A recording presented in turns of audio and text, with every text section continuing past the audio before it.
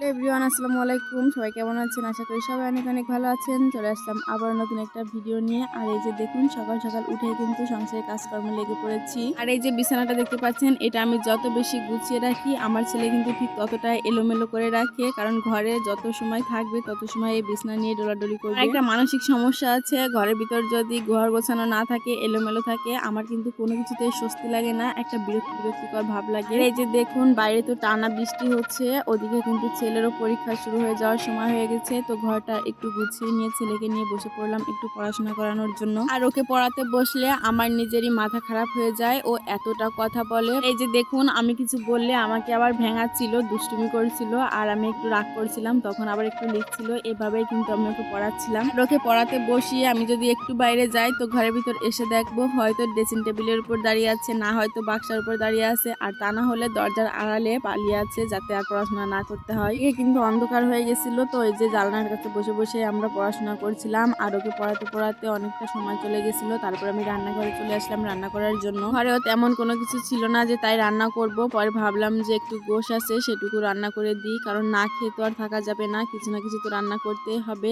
আর এটা কিন্তু আমার বাবার বাড়িতে যখন আমরা থাকতাম, আমাদের যখন কিছুই খাওয়ার না থাকতো, তখন হয়তো আমার আম্মু একটা মুরগি ধরে জবাই দিত, তা না হলে পুকুর থেকে মাছ মারতো। এভাবে যখন কিছুই থাকতো না, তখনই কিন্তু আরো খাবারটা বেশি ভালো হয়ে যেত।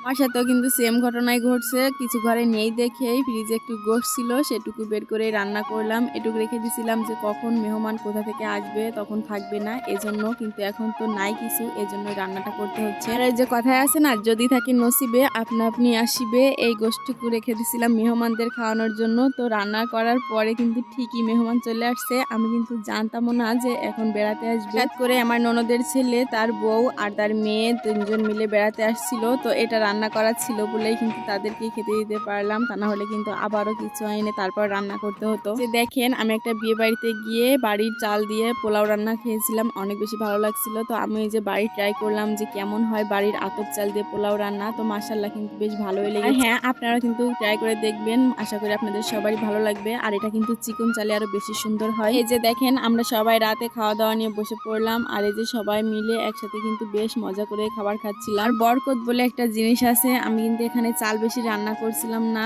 অল্প কিছু চাল নিজেদের মতোই রান্না করছিলাম, কিন্তু এটাতেও কিন্তু আলহামদুলিল্লাহ আমাদের সকলেরই খাওয়া দাওয়া হয়ে গেছিল। আর এই যে দেখুন, আমি কিছু চীনের হাঁসের বাচ্চা নিয়েছিলাম, এই বাচ্চাগুলোকে অনেক দিন হয়ে গেছে কিন্তু গোসল করানো হয় না, তো ভাবলাম যে আজকে একটু গোসল করিয়ে দিই। আর এই যে একটা গামলাতেও অনেকখানি পানি দিয়ে আমি ওদেরকে ছাড়িয়ে দিছিলাম। অনেকদিন হয়ে গেছে ওরা গোসল করে না দেখে ওদের অনেক ভয়ও করছিল, এজন্য প্রথম প্রথম পানিতে ওরা নামতেই চাচ্ছিল না, কিন্তু অনেকটা সময় পরে ওরা একলারায় অনেক বেশি মজা করেই গোসল করছিল। চীনা হাঁসের বাচ্চা শীতের সময় একদমই পালা যায় না, এজন্য একটু শীতের আগে আগেই নিলাম। দেখেন, এই ছোট বাচ্চাদেরকে দেখে ওই বড় হাঁসগুলো অনেক বেশি হিংসা করছিল, ভাবছিল যে ওদের ভালোবাসা সব আমি এদেরকে দিয়ে দিব। ভিডিওটা আজকের মতো এই পর্যন্ত। সবাই ভালো থাকবেন, সুস্থ থাকবেন, আল্লাহ হাফেজ সবাইকে।